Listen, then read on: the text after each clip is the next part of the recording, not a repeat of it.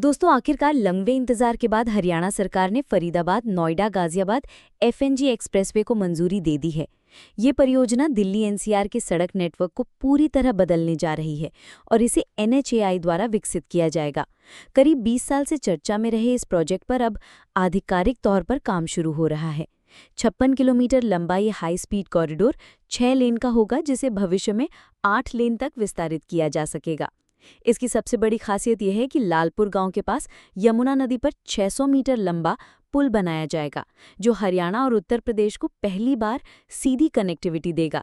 आज फरीदाबाद, नोएडा और गाजियाबाद के बीच रोजाना लाखों लोग आवाजाही करते हैं, लेकिन सीधी सड़क ना होने के कारण उन्हें दिल्ली के कालिंदी कुंज होकर जाना पड़ता है, जहां घंटों ट्रैफिक में फंसना पड़ता है। एफएनजी एक्सप्रेसवे बनने के बाद ये परेशानी खत्म हो जाएगी और यात्रा का समय आधा रह जाएगा। फिलहाल इसमें 1 घंटे से ज्यादा लगते हैं, जबकि एक्सप्रेसवे चालू होने के बाद यही दूरी केवल 30 से 35 मिनट में पूरी की जा सकेगी। एक्सप्रेसवे का नोएडा हिस्सा सबसे पहले खोला जाएगा। इसके बाद फरीदाबाद और गाजियाबाद वाले खंड ऑपरेशनल होंगे।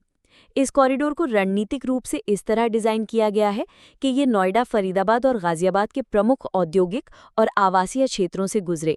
फरीदाबाद में यह एक्सप्रेसवे ग्रेटर फरीदाबाद के मां अमृता अस्पताल से शुरू होकर लालपुर गांव से गुजरेगा, जबकि नोएडा में ये सेक्टर 94 से शुरू होकर सेक्टर 121, 122, 140 और 150 से होते हुए सेक्टर 168 तक जाएगा।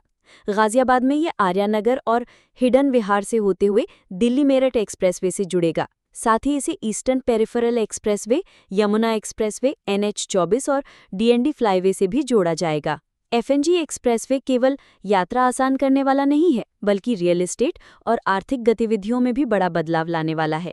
नोएडा और फरीदाबाद के सेक्टर 61 से 89 और गाजियाबाद के कई इलाकों में प्रॉपर्टी वैल्यू तेजी से बढ़ेगी, क्योंकि बेहतर कनेक्टिविटी हमेशा निवेशकों और डेवलपर्स को आकर्षित करती है। आसपास के क्षेत्रों में नए हाउसिंग प्रोजेक्ट्स, कमर्शियल कॉम्प्लेक्स और इंडस्ट्रियल हब तेजी से विकसित होंगे। इस एक्सप्रेसवे पर 80 किलोमीटर प्रति घंटा की गति सीमा होगी। बहुस्तरीय इंटरचेंज, एलिवेटेड सेक्शन, फ्लाईओवर, पक्के सर्विस रोड, जल निकासी प्रणाली, आपातकालीन कॉल बॉक्स और सीसीटीवी जैसी आधुनिक सुविधाएं दी जाएंगी, ताकि यात्रा सुरक्षित और सुविधाजनक हो। परियोजना की लागत फिलहाल करीब 900 से 1000 करोड़ रुपए आंकी गई है और इसे 2027 तक पूरा करने का लक्ष्य रखा गया है। कुल मिलाकर एफएनजी एक्सप्रेसवे दिल्ली एनसीआर के लिए एक रेवोल्यूशनरी प्रोजेक्ट है, जो यातायात, आर्थिक विकास और रियल एस्टेट तीनों को नई ऊंचाइयों पर ले जाएगा।